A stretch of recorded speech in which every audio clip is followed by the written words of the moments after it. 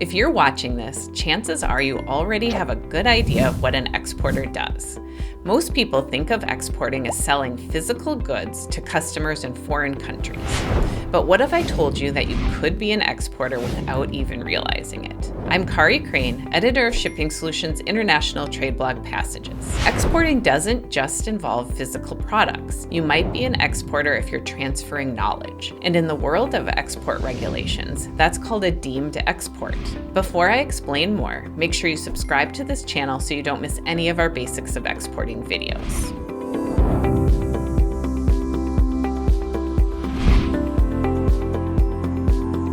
According to the Export Administration Regulations, or EAR, a deemed export happens when controlled technology, or source code, is released to a foreign person in the United States. The release is treated as if it were sent to that person's home country. So what counts as a release of technology?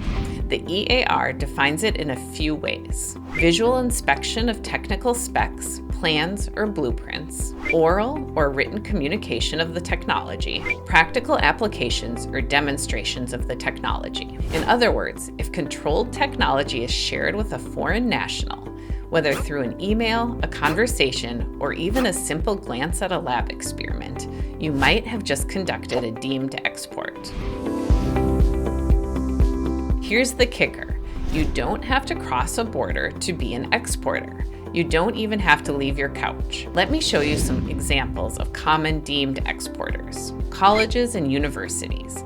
A lab tour or explaining how to use a piece of controlled technology could be considered a deemed export. Businesses.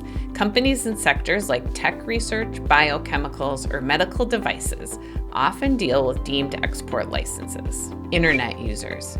Sharing controlled information through emails, blogs, or social media can also count as deemed exports. International travelers. Taking a laptop abroad with controlled data or discussing sensitive technology while traveling can lead to export violations.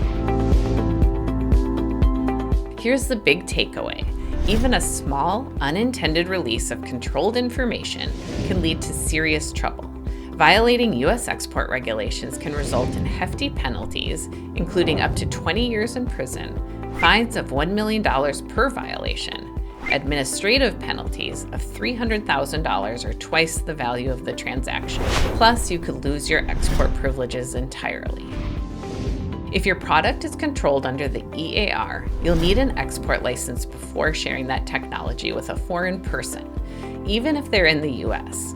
I'll share a number of resources below about deemed exports, compliance, and how to apply for a license if you need more help. And don't forget to like this video and subscribe to our channel for more videos like this one, sharing real-world advice for exporters like you. Then check out the hundreds of articles on exporting and compliance available on our blog, shippingsolutions.com/blog. It's linked below.